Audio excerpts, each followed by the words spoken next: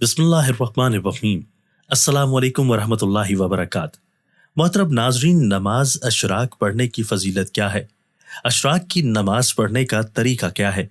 नमाज अशराक पे कितनी रकतें पढ़नी चाहिए और इस नमाज का वक्त कब शुरू होता है? इसके अलावा नमाज चाश्त पढ़ने की क्या फ़जीलत है? इस नमाज में कितनी रकतें पढ़ें और इस नमाज का वक्त कब शुरू होता है? ये तमाम मालूमात इस वीडियो में फराहम की जाएंगी। नाजरीन, हदीस मुबारका में है कि अगर कोई शख्स फजर की नमाज अदा करने के बाद अपनी जगह पर ही बैठा रहे और सूरज निकलने के बाद वो 2 रकत पढ़े तो अल्लाह तबारक व तआला उस शख्स को एक मकबूल हज और एक मकबूल उम्रे का सवाब देता है। कितनी बड़ी फजीलत है नमाज अशराक पढ़ने की। नमाज अशराक पढ़ने वाले को एक मकबूल हज और एक मकबूल उम्रे का सवाब मिलता है। तो इस नमाज की पाबंदी करनी चाहिए। हमें चाहिए कि हम नमाज अशराक भी पढ़ें।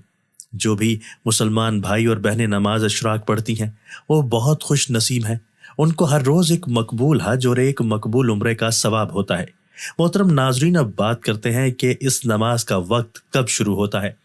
इस नमाज का वक्त सूरज तुलू होने के बाद यानी सूरज निकलने के 20 मिनट बाद शुरू हो जाता है।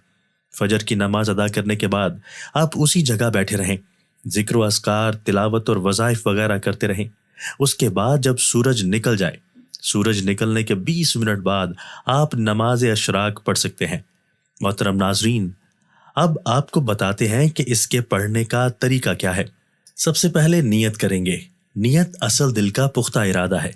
ज़बान का नियत करना यह मुस्तहब है। आपको हम आसान लफ्ज़ों में नियत बताते हैं। नियत की मैंने 2 रकत नमाज सलातुल अशराक की, वास्ते अल्लाह तबारक व ताला के, मुँह मेरा काबे शरीफ के। यही नियत अगर दिल के अंदर करना चाहें तो और ही ज़्यादा बेहतर है, क्योंकि अगर ज़बान से ये अल्फाज अदा करना चाहें तो ये मुस्तहब है। ज़बान से नियत करना मुस्तहब है, ज़रूरी और लाजिम नहीं। असल नियत दिल का पुख्ता इरादा है।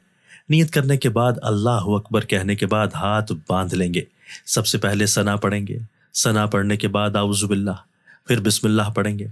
उसके बाद फिर सूरह फातिहा पढ़ेंगे। फिर जो सूरत आपको आती है वो सूरत पढ़ेंगे। इस नमाज के लिए कोई सूरत ख़ास नहीं है। जो सूरत आपको याद है आप वही सूरत पहली रकत में पढ़ लें और दूसरी रकत में भी दूसरी कोई जो आपको याद है वो सूरत पढ़ लें। अगर आप एक ही सूरत दोनों रकत में पढ़ना चाहें तो भी कोई हर्ज नहीं है। नमाज आपकी बिल्कुल दुरुस्त होगी। यानी दोनों रकतों में आपने सूरह इखलास पढ़ ली, आपको कोई और सूरत नहीं आती तो फिर भी आपकी नमाज दुरुस्त होगी। रुकू और सुजूद के बाद आपकी एक रकत पूरी हो जाएगी। दूसरी रकत में सबसे पहले बिस्मिल्लाह पढ़ेंगे, फिर सूरह फातिहा पढ़ेंगे, फिर कोई और सूरत मिलाएंगे। रुकू और सुजूद के बाद फिर क़दा बैठेंगे। तशहद, दुरूद और दुआ पढ़ने के बाद सलाम फेर देंगे। इस तरीके से 2 रकतें अदा की जाती हैं। आपने सिर्फ नियत नमाज अशराक की करनी है। और उसके लिए एक और भी बात समझ लें कि नमाज अशराक में 2 रकतें भी पढ़ सकते हैं और 4 रकतें भी पढ़ी जा सकती हैं। अगर 2 पढ़ना चाहें तो तब भी बेहतर है। अगर 4 पढ़ना चाहें फिर भी पढ़ सकते हैं। तो ये था नमाज अशराक पढ़ने का सही तरीका। मोहतरम नाजरीन, अब बात करते हैं नमाज चाश्त की। नमाज चाश्त की क्या फजीलत है, इसे पढ़ने का सही तरीका क्या है, नमाज चाश्त में कितनी रकतें पढ़ी जाती हैं और इसमें कौन कौन सी सूरतें पढ़ी जाती हैं। इसके साथ ही हम आपको बताएंगे कि नमाज चाश्त का वक्त कब शुरू होता है और कब ख़त्म होता है।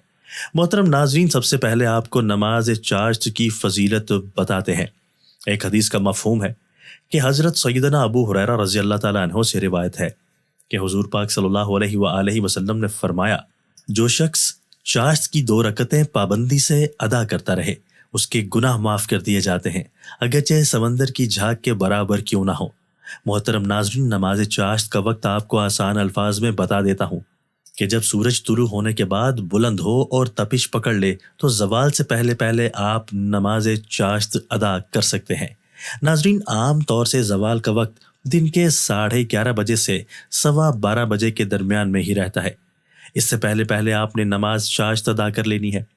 अब बाज़ लोग जो सुबह के वक्त जल्दी अपने कामों पर जाकर अपने काम काज में मसरूफ़ हो जाते हैं, तो यहाँ पर उन हजरात के लिए बताता चलूँ कि आप नमाज अशराक के फ़ौरन बाद भी चाहें तो नमाज चाश्त पढ़ सकते हैं।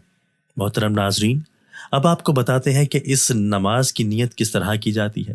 تو جیسا کہ میں نے آپ کو بتایا ہے کہ نیت دل کے پختہ ارادے کو کہتے ہیں، تو آپ نے دل میں نیت ایسے کرنی ہے کہ میں نماز چاشت کی 2 رکعتیں نوافل ادا کرنے لگا ہوں، واسطے اللہ تبارک و تعالیٰ کے، منہ میرا کعبہ شریف، اللہ اکبر۔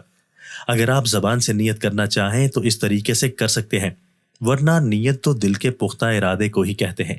محترم ناظرین، اب بات کرتے ہیں کہ نماز اشراق میں کون کون سی صورتیں پڑھنی ہیں۔ تو آپ کو بتاتا چلوں کہ اس نماز کے لیے بھی کوئی خاص صورت نہیں ہے، بلکہ جو صورت آپ کو آتی ہے وہی صورت آپ اس نماز میں پڑھ سکتے ہیں، اور جو طریقہ میں نے اوپر بیان کیا ہے اس کے مطابق رکوع و سجود کر کے نماز مکمل کریں گے۔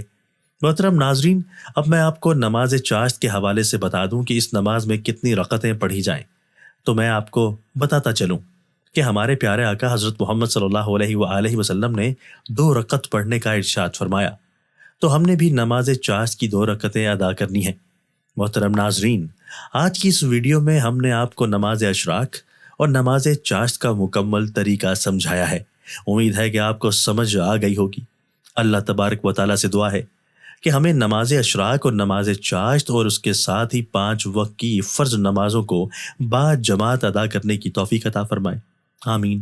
ناظرین، کمنٹ باکس میں اللہ تعالیٰ کے 99 ناموں میں سے ایک نام ضرور ٹائپ کریں۔